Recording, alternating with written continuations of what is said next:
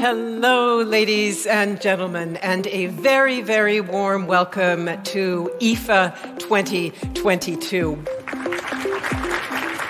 Bienvenue au salon IFA 2022. Et oui, on part à Berlin. Cette semaine dans Monde Numérique, on va découvrir les nouvelles tendances en matière d'équipement pour la maison, de e-santé ou encore de téléviseurs. Le consommateur, il va chercher une expérience aussi différente parce qu'aujourd'hui, avec son téléviseur, on n'est plus là juste pour regarder la télé, on est là pour regarder une série ou bien pour jouer à un jeu vidéo. Au sommaire également un phénomène en plein boom, le retour en force de la hi-fi et des platines vinyles. Alors on se parle de mode vinyle depuis maintenant plus de 10 ans, donc c'est plus une mode, c'est un marché existant. Et puis pour être complet, on ira même faire un tour du côté des nouveautés en électroménager connecté, avec en ligne de mire les économies d'énergie. On a amélioré jusqu'à 70% l'efficacité énergétique de nos réfrigérateurs, de nos machines à laver. C'est des choses qui sont extrêmement significatives. On écoutera les représentants des marques Samsung, Panasonic, Withings. On fera le point aussi avec mon confrère François Sorel. Voilà, c'est la rentrée. Bienvenue dans Monde Numérique numéro 57.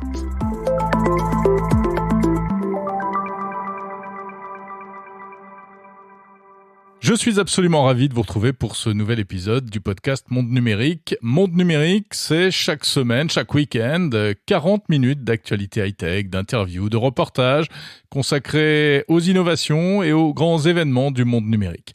Si vous découvrez ce podcast, bienvenue. Si vous étiez déjà là avant l'été, rebonjour. Un été d'ailleurs, durant lequel on a fait un petit break avec une série spéciale consacrée au décryptage de technologies, QR code, Wi-Fi, 5G, réalité virtuelle, reconnaissance vocale, intelligence artificielle éthique. Comment fonctionnent ces technologies? Quels sont également les enjeux pour notre vie quotidienne? Une série qui a très bien marché. Je vous remercie d'avoir été si nombreux à suivre et à commenter ces différents épisodes. Si vous les avez ratés, il n'est pas trop tard. Vous pouvez retrouver toute la série spéciale. Vous allez tout comprendre sur le fil de Monde Numérique, sur votre appli de podcast, et également sur le site mondenumérique.info. Monde Numérique est diffusé sur toutes les applis podcast, Apple Podcasts, Spotify, Deezer, Podcast Addict. Vous êtes très nombreux à écouter via Podcast Addict. Et puis également sur le site mondenumérique.info. Un dernier mot avant de commencer. Il y a une nouveauté en cette rentrée de septembre 2022. Un deuxième podcast Monde Numérique, en fait, Monde Numérique Interview, dans lequel vous pourrez retrouver spécifiquement toutes les interviews en intégralité des différentes personnalités de la tech que je rencontre au fil de l'année. Donc d'un côté, Monde Numérique Hebdo, ce que vous écoutez actuellement, l'émission hebdomadaire pour accompagner votre week-end, et en plus, Monde Numérique Interview pour retrouver les interviews intégrale. N'hésitez pas à vous abonner des deux côtés à ces podcasts que j'ai un très grand plaisir à vous concocter chaque semaine.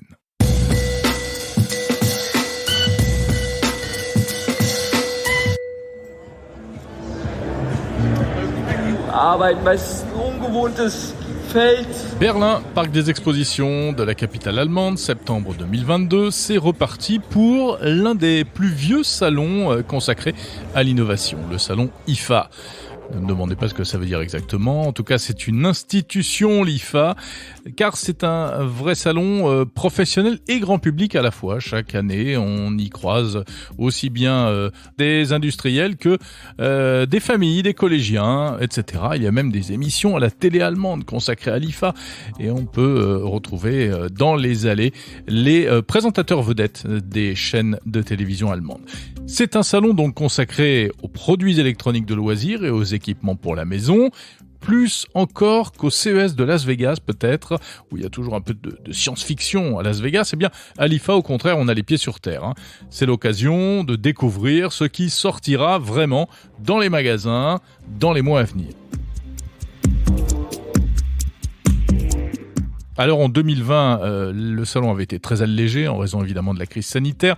Il avait été annulé en 2021. C'est donc le retour après quasiment 2 ans d'absence. Ça redémarre doucement, il faut bien l'avouer. Les organisateurs parlaient d'environ 80% de taux de remplissage par rapport à la capacité globale d'exposition. Ça fait quand même une 30aine de halls. C'est immense, l'IFA. Et on sent que les exposants étaient un peu sur la réserve. Pas de grandes nouveautés. On a revu des choses qu'on avait déjà vues au CES de Las Vegas. On sent qu'il y a une sorte d'attentisme post-Covid, pourrait-on dire.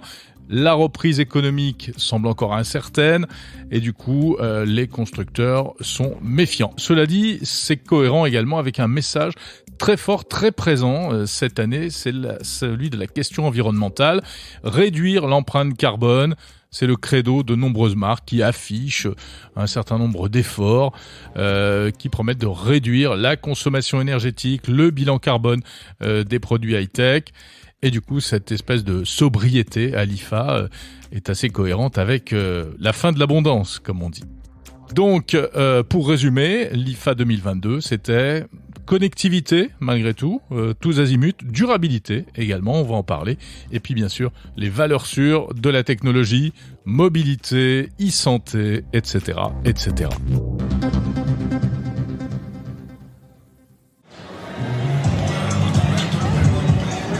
Et on va commencer notre balade dans les allées de l'IFA avec ce qui est sans doute la catégorie reine, la télé.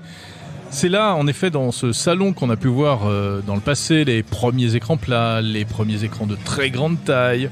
Aujourd'hui, on va jusqu'à 100, 110 pouces de diagonale, c'est-à-dire 2,50 m, 2,80 m de diagonale sur les téléviseurs de salon.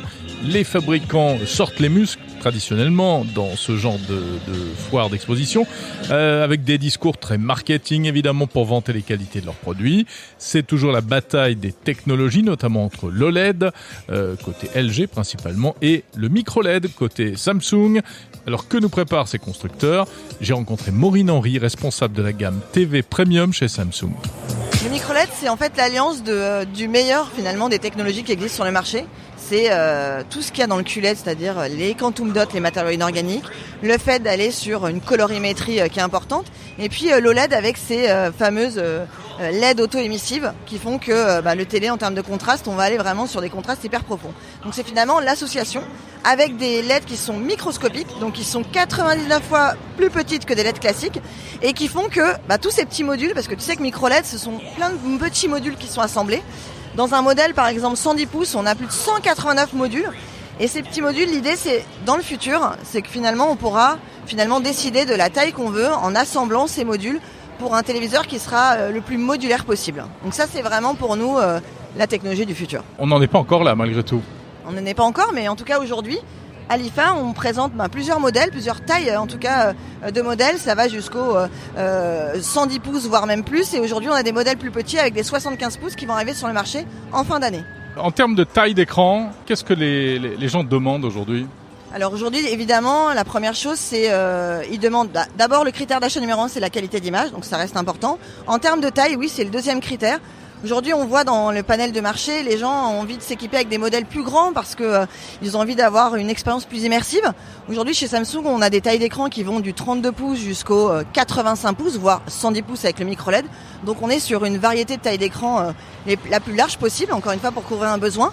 Et puis après, le consommateur, il recherche un téléviseur aussi qui est connecté, un téléviseur avec lequel il va avoir une expérience très facile dans la recherche de contenu, parce qu'il va vouloir aller trouver son contenu Netflix facilement. Mais aussi, le consommateur, il va chercher une expérience aussi différente, parce qu'aujourd'hui, avec son téléviseur, on n'est plus là juste pour regarder la télé, on est là pour regarder une série ou bien pour jouer à un jeu vidéo. Et on a une nouvelle interface, justement, Tizen Smart, qui fait qu'aujourd'hui, vous allez pouvoir regarder vos contenus via le mode média contenu. Vous allez pouvoir aller faire du cloud gaming avec notre nouvelle interface de gaming, ou même aller afficher des œuvres d'art avec soit The Frame, soit le mode ambiant qui est intégré dans tous les téléviseurs. Et ça, c'est une des forces aussi, c'est l'expérience en termes de technologie, mais aussi l'expérience qu'on va proposer à l'utilisateur via le contenant qui est dans nos téléviseurs. Alors on est dans quelle gamme de prix avec ces téléviseurs ? Alors aujourd'hui, justement à l'IFA, on a des 75 pouces, c'est une des nouveautés qu'on va proposer, qui sortira normalement à la fin de l'année. On n'a pas forcément encore des prix, mais aujourd'hui, en France, on vend le modèle 110 pouces et il est à 149 000 à peu près euros, donc assez cher. C'est pour ça qu'on va proposer des produits avec des tailles un peu inférieures pour pouvoir aller attirer des consommateurs qui veulent l'excellence, mais avec un prix un petit peu plus abordable. Et oui, c'est sûr que plus abordable que 150 000 €, c'est pas difficile. Bon, cela dit, on l'a compris, hein, ça commence toujours par le haut et ensuite on descend en taille et donc en prix. Samsung a présenté à l'occasion de l'IFA un 75 pouces micro LED, mais on n'a pas le prix pour l'instant. Du côté de chez LG, on est sur du 94 pouces OLED, avec des prix qui devraient tourner, tenez-vous bien, autour des 20-25 000 € d'après ce qu'on nous a laissé entendre. Toujours du côté des écrans, les vedettes de Berlin cette année étaient du côté des constructeurs coréens. À nouveau, 2 ovnis. Chez Samsung, un moniteur pour ordinateur, donc à poser sur son bureau, baptisé ARC, A-R-K, de 55 pouces. Alors c'est énorme, c'est la taille d'un grand téléviseur de salon. Il avait été dévoilé au CES de Las Vegas, en fait. Mais là, il était véritablement encore plus mis en avant. Et la particularité, c'est que c'est un écran incurvé pivotant. Donc vous avez devant vous une espèce de cockpit que vous pouvez mettre soit à l'horizontale, soit à la verticale. C'est prioritairement destiné aux joueurs. C'est pour le gaming, mais on se dit qu'on pourrait très bien l'utiliser aussi pour du télétravail dans certaines configurations si on a besoin d'avoir un écran partagé entre de multiples fenêtres. L'ARC de Samsung, côté LG, puisqu'il y a toujours l'un qui répond à l'autre, eh bien, l'innovation, c'est le Flex. Pourquoi Flex ? Parce qu'il s'agit d'un écran, là encore, très grand, un peu plus petit que celui de Samsung, 42 pouces, qui est flexible à géométrie variable. En appuyant sur un bouton, on peut faire varier la courbure de l'écran. Donc, vous pouvez le passer de totalement plat à incurvé. Il y a 20 angles de courbure. Là encore, c'est principalement destiné au gaming et ça devrait coûter aux alentours de 3 000 €. Pour ces écrans, je vous ai mis d'ailleurs une petite vidéo sur le site mondenumérique.info. Mais si les écrans du futur, c'était en fait un écran à porter sur soi, à travers une paire de lunettes connectées. Vous savez que c'est une tendance qui se dessine. On avait déjà vu apparaître ça, là encore au CES de Las Vegas. Eh bien, on retrouve à l'IFA 2 marques chinoises qui tentent d'avancer sur ce terrain. Il s'agit de Lenovo et de TCL. J'ai pu essayer les lunettes TCL Nextwear S. Alors, c'est une paire de lunettes assez légère, en fait, qui pourrait se porter facilement au quotidien. Et à l'intérieur, il y a 2 écrans OLED de 1080p, ce qui équivaut, lorsqu'on a devant les yeux, un écran vidéo de 140 pouces. Donc, en fait, ça sert à regarder des films, tout simplement. La particularité, c'est que l'on n'est pas complètement isolé du reste du monde, puisqu'on voit à peu près ce qui se passe autour. Mais si on veut un peu plus un peu plus se concentrer sur, par exemple, un film, un contenu vidéo, eh bien, on peut mettre un cache qui va obscurcir un peu les environs. Et la particularité, c'est également la possibilité d'ajouter des lentilles de correction grâce à un accessoire qui vient, eh bien, par exemple, pour la myopie ou pour toutes les formes de problèmes au niveau des yeux, eh bien, le constructeur propose des filtres standards à ajouter. Le son, c'est important sur ce genre d'outil. Il n'est pas trop mauvais. Et puis, ce qui est sympa, c'est qu'il peut se connecter aussi bien à un ordinateur sous Windows que sous macOS, à un smartphone sous Android que sous iOS, ou encore à une console de jeu. J'ai pu jouer à un jeu sur PlayStation 5 avec ces lunettes. Est-ce le gadget du futur ? On est encore loin, il faut bien le dire, des promesses de lunettes connectées à réalité augmentée. C'est pas du tout ça. Là, on parle de gadgets qui pourraient coûter aux environs de 300 à 400 €. En me promenant dans les allées de l'IFA cette année, plus encore que les années précédentes, j'avais un peu l'impression parfois de replonger dans le passé. Parce qu'à côté des écrans plats, dernier cri, de quelques smartphones ici ou là et toutes sortes de gadgets hyper high-tech, eh bien, on pouvait voir des produits d'un autre âge. Des produits audio que l'on pensait appartenir à une époque définitivement révolue et qui visiblement reviennent en force. Des chaînes hi-fi, des enceintes non connectées, des amplis, des platines, des tourne-disques vinyles, etc., etc.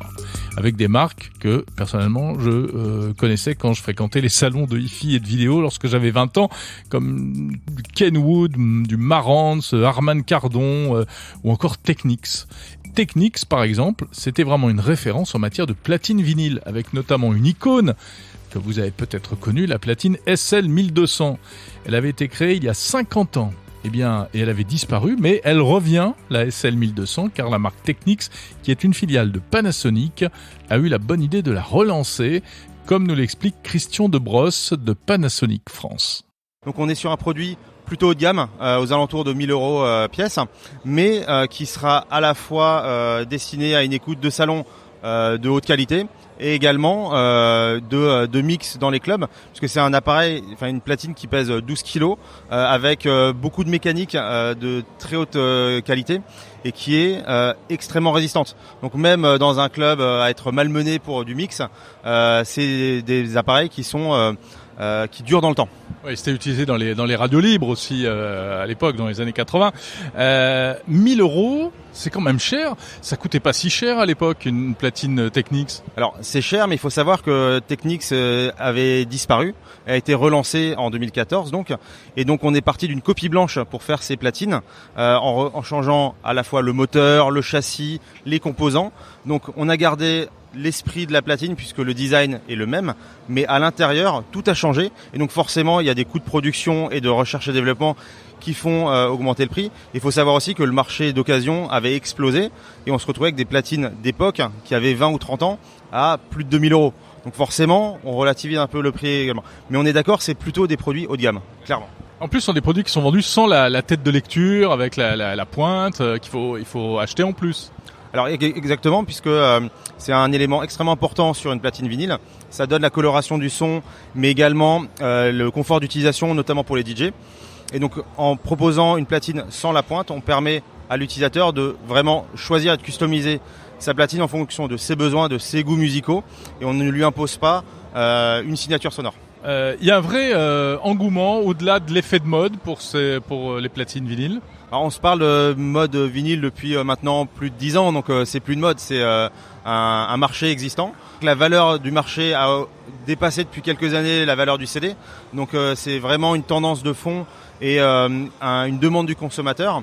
Et on a également des usines qui fabriquent des vinyles de très bonne qualité. Le marché d'occasion du vinyle se porte extrêmement bien et donc forcément arriver avec des produits haut de gamme donne un vrai hommage à ce média pour avoir un vrai confort d'utilisation et de qualité d'écoute. Alors quand on achète une platine vinyle, il faut également un ampli, il faut également des enceintes, dans certains cas il faut également un préampli et on peut seulement passer des disques, on va dire. Vous proposez un autre produit qui est assez original, qui fait le pont entre l'analogique et le numérique. C'est ça, donc chez Technics on a à la fois des éléments séparés où on peut tout séparer comme les audiophiles aiment le faire, mais on a également un produit qui est à la fois très moderne et très traditionnel, qui est le SAC600, qui est un tout en un, donc amplificateur stéréo intégré avec toutes les sources, donc les sources très traditionnelles comme le CD, la radio et l'entrée phono pour mettre une platine vinyle, mais également des sources très modernes puisqu'il est Wi-Fi, AirPlay, Bluetooth. Spotify et Tidal sont également intégrés. On a une application de pilotage Technics qui permet d'en faire un produit tout en un. Et la seule chose qu'il faut rajouter, c'est les enceintes et éventuellement la platine vinyle pour avoir un système complet. À quel prix ? Là, on est à 1 000 € l'unité centrale. Plus les enceintes, plus la platine. Exactement, plus les enceintes, plus la platine. Donc chez Technics, on a une paire d'enceintes bibliothèque de voix qu'on propose à 1 000 € la paire, qui est également nouvelle, et une platine de salon qui est la SL100, donc qui est une SL1200, on va dire simplifiée sans les parties DJ, et avec un partenariat avec Ortofon pour la cellule qui fournit avec. Mais on peut brancher n'importe quelle platine et n'importe quelle paire d'enceintes du marché sur cet élément. On poursuit notre visite du salon IFA de Berlin dans cet épisode spécial de Monde Numérique. On va parler tout à l'heure de e-santé. Mais avant cela, arrêtons-nous un instant du côté des stands d'électroménager. Eh oui, pourquoi pas. Gros morceau, gros domaine d'innovation aussi, l'électroménager. Alors d'abord notamment en matière de design. Par exemple, Samsung avec sa gamme Bespoke. Bespoke, ça veut dire sur mesure. Ce sont des réfrigérateurs avec des façades en couleur qu'on peut personnaliser. On peut mettre plusieurs panneaux de couleurs différentes sur un même appareil. C'est assez joli. Le concurrent LG, lui, va plus loin, mais un peu dans le même ordre d'idée, avec des portes d'appareils électroménagers qui, en fait, sont des écrans qui changent de couleur. On peut même les faire varier en fonction de la musique. Bon, on nous assure que ça ne consomme presque rien en électricité. Honnêtement, on n'a pas vérifié. En tout cas, du côté des réfrigérateurs, eh bien, on parle beaucoup moins quand même aujourd'hui d'appareils avec écran intégré pour aller sur Internet, caméra à l'intérieur pour savoir ce qu'il reste comme provision, etc. Des appareils qui ne semblent pas vraiment avoir trouvé leur public, en tout cas en Europe. En revanche, l'innovation continue et elle est censée désormais maintenant servir la grande cause environnementale en améliorant notamment les performances énergétiques. Moins 20 à moins 40% d'électricité consommée pour les climatiseurs, réfrigérateurs, lave-linge par exemple. En tout cas, c'est la promesse martelée par les uns et les autres. Et on nous dit que c'est grâce à la technologie, bien sûr, que tout cela est rendu possible, grâce à la connectivité des appareils et même grâce à l'intelligence artificielle, décidément, qui va se nicher partout. Chez Samsung, ça passe par une application mobile que vous connaissez peut-être, l'appli SmartThings, qui permet de piloter toute sa maison. Explication de Mathieu Lanier, responsable du secteur électroménager chez Samsung France. Alors cette application SmartThings, c'est pas une application qui est dédiée à l'électroménager, c'est l'application Samsung, et pas que Samsung, parce qu'elle est également disponible et elle permet d'intégrer d'autres marques et d'autres environnements que des produits, des biens techniques. Donc d'autres univers, d'autres catégories, d'autres marques. Mais chez Samsung, en fait, elle permet d'aller faire le lien entre tous les produits qui sont commercialisés par Samsung, produits de la maison, produits mobiles, et puis de créer de la valeur. En fait, la connectivité au sens large, pour Samsung, ça n'a d'intérêt que si ça se met au service de l'utilisateur, en apportant des nouveaux usages, en améliorant son efficacité énergétique. Dans le cas de l'électroménager, c'est chez nous un des éléments les plus importants, et cette connectivité, elle est au service des économies d'énergie. Donc par exemple, le fait d'avoir, en termes de hardware, des capteurs qui sont à base d'intelligence artificielle et qui vont permettre d'avoir un cycle d'apprentissage et un cycle vertueux pour améliorer sur un lave-linge la consommation d'eau, diminuer la consommation d'eau, diminuer la consommation énergétique, et pouvoir sur l'application SmartThings le suivre, l'optimiser, et dans la maison faire en sorte que tous les appareils qui sont connectés à travers cette application-là vont permettre de réduire significativement la consommation énergétique de la maison. Ça fait partie des objectifs de Samsung et de ce qu'on peut proposer à travers cet environnement-là. Donc vous dites qu'il y a de l'intelligence artificielle dans les lave-linges, c'est juste du marketing ou vraiment on constate un bénéfice à l'usage? Non, on constate un vrai bénéfice à l'usage. En fait, l'intelligence artificielle, elle va permettre d'aller en temps réel améliorer l'utilisation de son produit et notamment la consommation énergétique. Quand on a présenté pour la première fois des biens techniques à base d'intelligence artificielle, on l'a fait en fait chez Samsung sur des téléviseurs 8K qui, avec du machine learning, permettait en permanence d'améliorer et d'apprendre et d'enrichir notre capacité à traiter l'image. Il en va de même en fait sur les machines à laver. Ça se met, il faut que ce soit complètement transparent pour l'utilisateur. Ça se met au service de l'utilisateur de façon à pouvoir améliorer continuellement ses performances énergétiques sans que l'utilisateur ait besoin de faire quoi que ce soit. Ça se fait automatiquement, c'est complètement transparent et c'est au bénéfice de la planète et au final du porte-monnaie quand on a la facture d'énergie qui baisse. Dans quelle proportion? On peut donner un ou deux chiffres?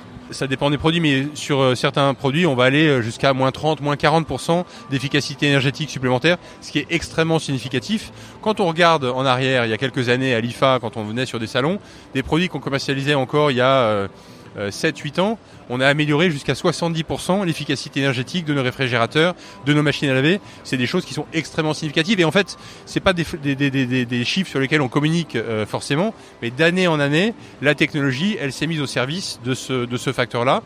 Et là, l'arrivée d'intelligence artificielle sur nos produits, ça nous permet de franchir un cap supplémentaire. Est-ce que les consommateurs sont réellement sensibles à ces éléments et à ces arguments? Alors oui, ils le sont de plus en plus. On a vu notamment à travers le Covid, dans les critères d'achat de nos produits, on a sur un lave-linge, le premier critère d'achat, c'est l'efficacité énergétique. Devant le prix, devant la capacité, devant Ça c'est nouveau comme tendance. C'est nouveau, c'est une tendance lourde, c'est une tendance qui concerne tous les produits de la maison. Mais en tout cas, si on se parle des lave-linges, c'est quelque chose qui est aujourd'hui très très marqué. C'est le premier critère d'achat à l'achat d'un lave-linge. Est-ce qu'on pourra faire mieux dans le futur? Des lave-linges sans eau ou avec une consommation extrêmement réduite? Alors, quand on regarde en fait l'utilité d'un produit et ce qui est attendu d'un utilisateur, le premier service qu'on attend, c'est avant l'efficacité énergétique, c'est que ça lave bien le linge et que ça prenne soin des différents textiles qui sont dans le lave-linge. Donc, je dis pas que c'est impossible. En tout cas, Samsung travaille continuellement aux technologies qui permettent d'aller améliorer et l'efficacité du lavage, le soin du linge et l'efficacité énergétique. D'année en année, notre technologie signature, c'est EcoBubble. EcoBubble, depuis le lancement autour de 2011-2012, on a continuellement amélioré et optimisé cette technologie-là. Elle utilise encore de l'eau et de l'électricité, mais le principe d'EcoBubble, c'est de laver à froid avec la même efficacité énergétique. Donc, est-ce que nos technologies, elles permettront de diminuer la consommation d'eau et de diminuer continuellement le niveau d'électricité demandé ? Moi, je pense que oui, parce que la quantité d'amélioration qu'on a réalisée ces dernières années, que nos ingénieurs ont été capables de mettre sur le marché, c'est tellement significatif que demain, avoir une eau qui va être minimisée, enfin un cycle d'eau qui va être minimisé, je sais pas, recycler, ou ça me paraît des choses qui sont pas inenvisageables, et je sais pas à quel horizon. On a annoncé sur cette IFA qu'on allait consacrer 350 milliards d'euros de recherche pour que dans les 5 ans à venir, on puisse continuer à améliorer significativement l'utilisation de nos produits et la consommation énergétique. Donc ça me paraît, on est certainement un acteur bien placé pour pouvoir y parvenir.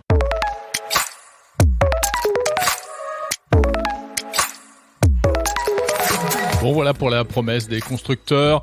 Des petites déceptions quand même, du côté de l'électroménager et de la maison connectée, toujours, puisque d'abord, chez ces fabricants, eh bien, aucune trace de Matter, le fameux protocole censé uniformiser les objets connectés à la maison. On n'en a quasiment pas entendu parler à l'IFA de Berlin. Et puis, en réalité, pas de révolution fondamentale, hein. Par exemple, dans des secteurs comme la climatisation, on sait qu'on va avoir de plus en plus besoin de climatiseurs. Or, ce sont des appareils polluants, énergivores. Et malheureusement, depuis que je vais sur des salons high-tech, je n'ai pas vu vraiment de grandes améliorations, de rupture en tout cas, dans ce domaine. On parle d'appareils qui consomment 20% d'électricité en moins. Bon, ça s'améliore un peu, mais pas de rupture technologique qui changerait véritablement la donne dans ce domaine. De la cuisine, nous allons passer à la chambre à coucher et à la salle de bain maintenant, avec une des grosses tendances à l'IFA cette année, le secteur santé et bien-être. C'est pas nouveau, mais il y a toujours plus de produits divers et variés. Alors je ne m'étendrai pas sur les derniers modèles de rasoirs ou de sèche-cheveux connectés. En revanche, côté e-santé, eh bien on voit apparaître de plus en plus de produits hyper sophistiqués, des appareils pour suivre son état physique au quotidien, qu'on soit malade ou en bonne santé, pour éviter de tomber malade, avec notamment un acteur majeur du secteur qui est le français Withings. Withings présentait à Berlin son dernier modèle de pèse-personne connecté. C'est plus qu'un pèse-personne, même aujourd'hui. Withings veut désormais adjoindre à ses appareils de véritables services à distance. La marque dispose désormais d'une large gamme de produits qui sont bourrés de capteurs avec un maximum de technologie derrière. Et on en parle avec le CEO de Withings qui était présent à Berlin, Mathieu Letombe. Effectivement, on a commencé par un pèse-personne connecté, le premier sur le marché il y a 13 ans. Et notre gamme, elle a évolué assez facilement. Nos utilisateurs nous ont demandé un tensiomètre connecté. On en a fait un, on a été les premiers à le faire. Donc on part du poids et on évolue vers les maladies chroniques comme l'hypertension. Ce qui est assez intéressant, c'est que le poids est quand même au centre, ou l'obésité, au centre de beaucoup de maladies chroniques. Et donc assez facilement, on a évolué vers la détection d'apnée du sommeil, qui est aussi liée fortement à de l'obésité. On a fait du suivi d'activité, de sommeil. On a fait évoluer toutes ces gammes vers des produits de plus en plus médicaux. Donc si on prend le premier tensiomètre qui simplement suivait la tension, aujourd'hui on fait un ECG, on écoute le son du cœur avec un stéthoscope connecté. Voilà, donc les gammes ont suivi. Une première montre connectée il y a maintenant 7-8 ans, qui aujourd'hui fait un ECG, qui fait un électrocardiogramme, qui fait du suivi de taux d'oxygène dans le sang. Et tous ces produits-là gardent un peu l'ADN Withings, qui est on fait des beaux produits que vous avez envie d'utiliser, qui n'ont pas l'air de produits médicaux, qui ne vous font pas sentir malade ou inquiet, mais qui vont vous permettre de suivre votre santé au quotidien sans effort, et la charge sur nous de développer des fonctionnalités médicales qui vont de plus en plus loin, qui sont approuvées par des entités médicales et qui vont vous donner de plus en plus d'informations sur votre santé sans vous demander d'efforts. C'est vraiment notre ADN. Et donc plus de 10 ans que ça continue. Des clients, 50% de nos utilisateurs qui étaient là il y a 10 ans utilisent encore leur pèse personne. Et donc on est persuadé que la santé, ça se construit au fil du temps, au quotidien. Et donc pour nous, c'est incroyable d'avoir ce genre de rétention chez nos utilisateurs sur des produits connectés dans la santé. Voilà. Alors, est-ce qu'on peut parler plus précisément donc des 2 derniers modèles de pèse personne, l'un qui avait été présenté au CES de Las Vegas. Rappelez-nous ses caractéristiques. Alors, c'est un pèse personne qui fait tellement de choses qu'on a décidé de l'enlever de la catégorie pèse personne et de l'appeler plutôt une station de santé, parce qu'en fait, il ne garde plus que, on va dire, la forme d'un pèse personne. On a une poignée dans ce pèse personne que vous allez pouvoir prendre dans les mains et qui va permettre de faire des mesures plus précises et plus variées. Donc bien entendu tout ce qui est autour du poids quand même, la composition corporelle, et on va faire une composition corporelle qui va être segmentale, c'est-à-dire que elle ne va pas être faite sur le bas du corps uniquement puisqu'on a cette poignée, mais sur l'ensemble du corps, et on va être capable de mesurer votre masse grasse, votre masse musculaire, etc. sur les différentes parties de votre corps et de les différencier. Pour cela, il faut attraper la poignée à pleine main, c'est ça, et serrer la poignée en fait. Exactement, et la poignée a des électrodes qui fait qu'on est capable de pouvoir mesurer des choses à travers votre corps via des courants électriques.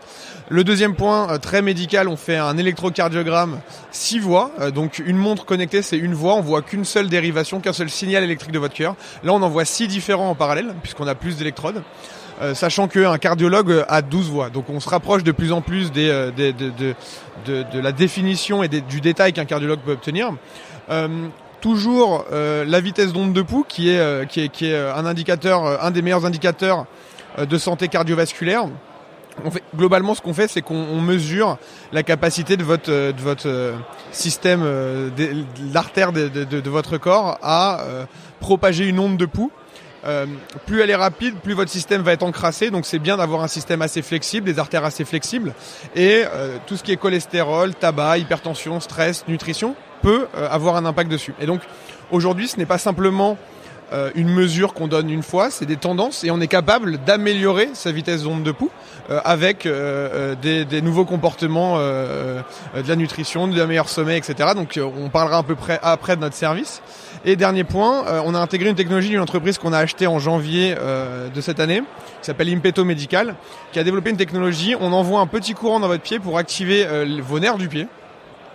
Et c'est censé activer les glandes sudoripales, qui sont des glandes qui vont vous faire suer. Alors très légèrement, parce que... C'est le cas de le dire. En vrai, on n'a pas besoin de beaucoup de sueur, mais on va être capable de voir si vos nerfs réagissent correctement. Et ça, c'est un indicateur. Si ce n'est pas le cas, par exemple, indicateur avancé de diabète. On sait que quand on a du diabète, on a un risque pour des ulcères du pied, voire des amputations. C'est 4% des diabétiques qui finissent amputés quand même. Et c'est 50% des diabétiques qui vont avoir un problème d'ulcère du pied. Et donc pour remplacer un peu l'aiguille qu'un médecin va vous mettre une fois tous les ans, quand vous êtes diabétique, pour savoir si vous sentez encore les choses, nous on le fait au quotidien dans ce produit-là. Donc c'est vraiment... C'est moins douloureux. Vous le sentez pas. Et surtout, encore une fois, on peut voir une tendance. C'est pas je suis malade, je suis pas malade. C'est voilà comment la tendance et comment on motive les gens à inverser la tendance si elle n'est pas bonne. On voit qu'il y a donc énormément de paramètres médicaux qui sont relevés. Soi-même, on maîtrise pas tout ça. Enfin, on n'est pas conscient de tout ça. Donc, il est très important aussi de présenter ça de manière très très accessible au public. Moi, si je monte sur ma balance et que vous me dites vous avez telle et telle pathologie, bon, ok, il va pas se passer grand-chose. Comment est-ce que vous rendez ces données accessibles et comment est-ce que vous arrivez à donner envie, surtout de corriger le problème? C'est vrai que c'est un très beau challenge, puisque en devenant une entreprise médicale, on a aussi cette responsabilité d'expliquer ce qu'on mesure et d'expliquer ce qu'il se passe si la mesure est pas bonne. Donc c'est un travail qu'on fait dans notre application au quotidien. Quand ça va vraiment pas, on va vraiment vous inciter à aller voir un cardiologue dans le cas d'un électrocardiogramme. Et sinon, on vous accompagne, on vous propose de partager ces données-là avec un médecin. Et demain, dans la brique service qu'on est en train d'ajouter, il va y avoir un accompagnement digital dans un premier temps. Mais si je prends l'exemple de Bodyscan, et je vous l'annonce avant les autres, une partie de ce service-là va vous permettre d'avoir une relecture par un cardiologue depuis votre application. C'est-à-dire qu'il y aura des cardiologues en Europe ou aux États-Unis. Depuis l'application, vous serez en mesure de dire l'application ou la balance a détecté quelque chose. Je veux qu'un cardiologue puisse relire les 6 voies dont je vous ai parlé sur l'électrocardiogramme, et on va vraiment connecter l'utilisateur au moment où lui le souhaite, où il est le bon, avec le corps médical. Donc voilà, c'est une première pour WeThings de dire on va vraiment construire un pont entre la santé qu'on fait au quotidien, simplement sur une pesée, avec le monde médical qui va pouvoir vous aider, parce que je suis d'accord avec vous sur le fait que un utilisateur, on va être tellement avancé qu'un utilisateur bientôt ne pourra plus réfléchir à ce que l'algorithme lui dit tout seul. Il aura besoin d'être accompagné et c'est notre rôle.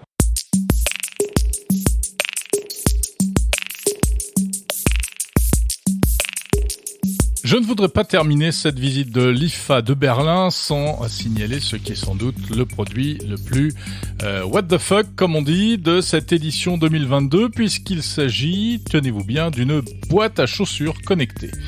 Oui, en tout cas, une vitrine pour sneakers, exactement. Si vous êtes collectionneur de chaussures de sport, si vous êtes prêt à mettre des 1000 et des cents dans des pièces rares, quasiment parfois créées sur mesure, alors vous aimez peut-être également les exposer dans votre salon. Et dans ce cas, vous ne voulez pas qu'elles s'abîment. Eh bien, le coréen LG a pensé à vous et propose donc des petites vitrines cubiques pour mettre ses baskets. Ce sont des cubes donc avec un éclairage qui change de couleur pour créer des ambiances particulières et même un système de filtrage anti-UV pour que vos précieuses godasses ne s'abîment pas à la lumière du jour. C'était l'un des produits les plus surprenants de cette édition 2022 de l'IFA, très certainement. Il y en avait un autre juste à côté d'ailleurs, une armoire désinfectante pour chaussures. Vous mettez vos chaussures à l'intérieur et il y a tout un système compliqué pour les désinfecter, les désodoriser, extérieur et intérieur surtout. Mais en revanche, elles ne seront malheureusement ni nettoyées, si elles sont pleines de boue, par exemple, ni même cirées. Et oui, la technologie a des limites encore aujourd'hui, malheureusement.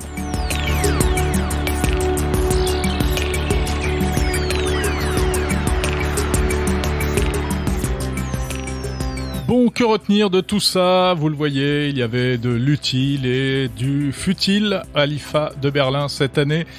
Alors pour faire un peu le bilan, j'ai pris mon camarade François Sorel par la main à l'aéroport juste avant qu'on reprenne l'avion pour Paris.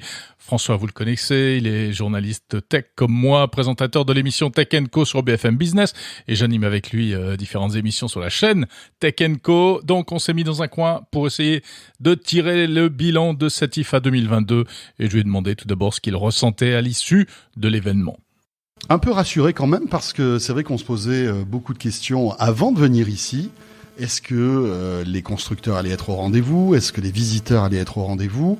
Il semblerait que oui, parce qu'on a vu quand même pas mal de monde se balader dans les allées de l'IFA. Finalement, si tu vas bien voir, c'est le premier grand salon international qui n'a plus d'exigences sanitaires finalement. Le CES de Las Vegas, on y est allé cette année de manière un peu compliquée. Vivatech, bon, c'est un événement de moindre ampleur quand même que l'IFA, donc c'était intéressant de retrouver un peu l'ambiance de la grande époque des salons. Avec bien sûr toujours les télés. Il y a un truc intéressant d'ailleurs, puisque dans Tech & Co, j'ai eu l'occasion d'interviewer le big boss des télés chez Samsung, qui disait que une période cruciale allait commencer pour eux, parce que tu sais que évidemment il y a le Black Friday qui est un moment sensible, c'est là où tous les constructeurs d'électronique cassent les prix pour vendre un maximum de produits. Parce que derrière, en plus, il y a la Coupe du Monde de foot. Oui, la fameuse Coupe du Monde. C'est vrai que c'est traditionnellement un booster, un accélérateur, tous les grands événements sportifs comme ça, pour les ventes de téléviseurs. Un chiffre, 200 000 télévisions supplémentaires sont prévues à la vente grâce à un événement comme la Coupe du Monde. Donc ça fait quand même pas mal de business.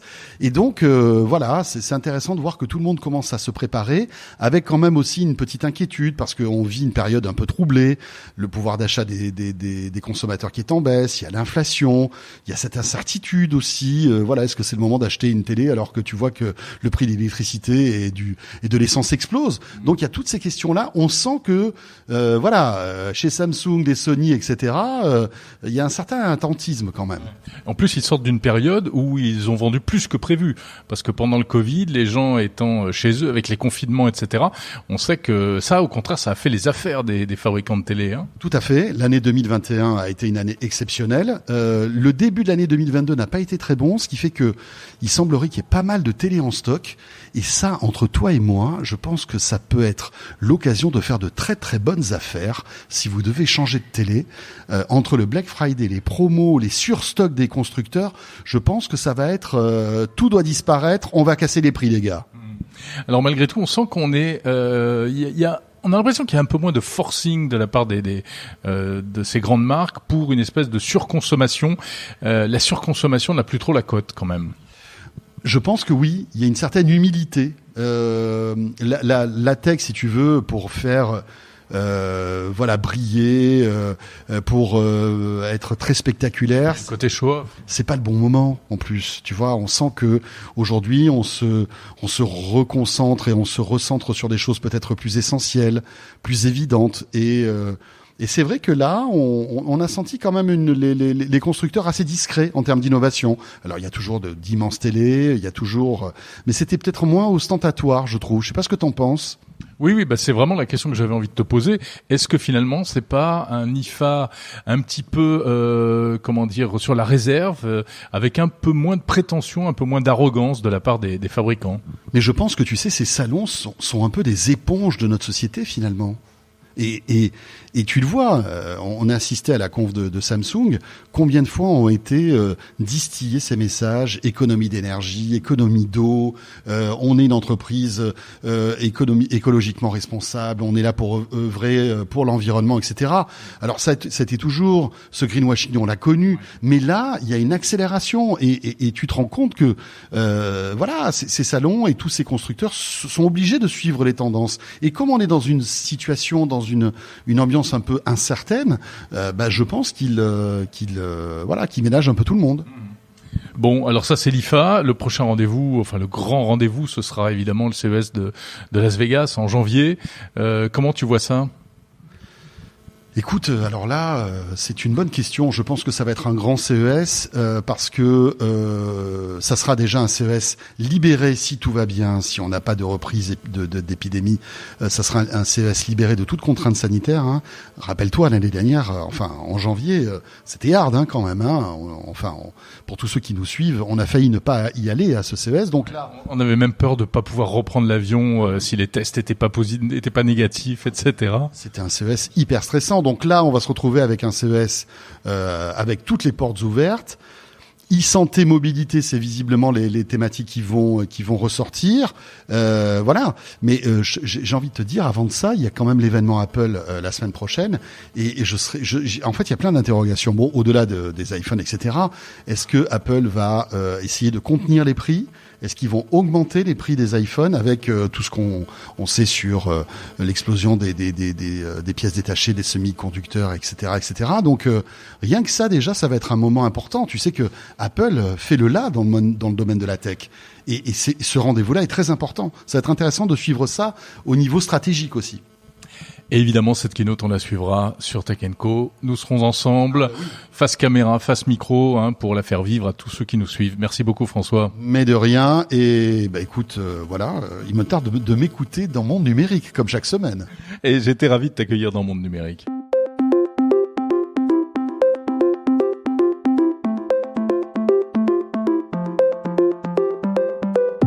Voilà François, eh bien écoute, si tu es là, j'espère que tu es heureux de t'entendre. C'est la fin de Monde Numérique numéro 57, numéro spécial IFA. Merci de l'avoir écouté jusqu'au bout. On redémarre pour une nouvelle saison, donc, et on se retrouvera évidemment samedi prochain avec un rythme probablement un peu plus classique. Monde Numérique, c'est chaque semaine de l'actu, des interviews, des rencontres, l'essentiel de l'actu qui compte, l'actu qui a du sens. Merci pour votre fidélité. Abonnez-vous, parlez-en à vos amis et on se retrouve dans une semaine. Salut.